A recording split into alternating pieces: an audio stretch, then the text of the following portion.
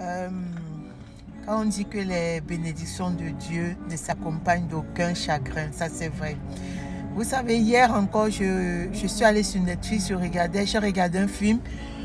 Je suis tombée sur un film que j'ai commencé à regarder. Et c'était exactement ça. Le fait que quand l'ennemi te donne quelque chose, l'ennemi ne te donne pas vraiment quelque chose, il t'appâte avec quelque chose. Donc je ne sais pas si vous connaissez, je crois que c'est arrivé hier avant-hier sur Netflix, c'est le film Paradise. Donc en fait c'est un film, je ne vais pas trop spoiler, mais c'est en fait un film où les gens pauvres peuvent vendre, en fait il y a un organisme où les gens pauvres peuvent vendre certaines années de leur vie. Donc, il y a les gens qui vendent 5 ans, 10 ans, 15 ans. Et alors, il y a une famille, en fait, il y a une dame qui a été appâtée comme ça parce qu'elle voulait prendre un crédit immobilier qui était trop haut par rapport à leurs revenus. Et alors, puisqu'en fait, vous allez pouvoir voir, je ne vais pas spoiler pour dire, en tout cas, je parle grosso modo. En fait,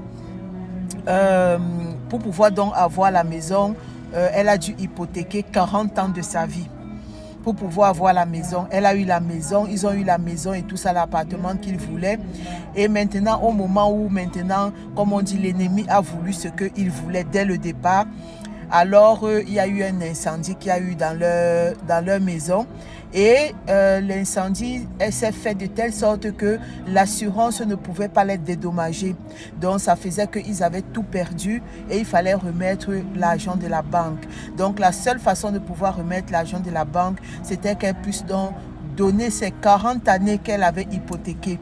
Donc c'est là où j'ai encore vu vraiment le fait que vraiment quand l'ennemi donne ces choses, l'ennemi ne vous donne pas vraiment, il vous appâte avec quelque chose parce qu'à la fin, ils ont perdu et l'appartement et les 40 ans, ils sont retournés vivre dans un bidonville.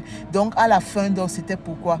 Donc autant mieux, comme on dit, travailler à la sueur de son front pour pouvoir gagner vraiment sa vie de manière digne et donner sa vie à Jésus, à Dieu, parce que c'est le seul dont les bénédictions ne s'accompagnent d'aucun chagrin.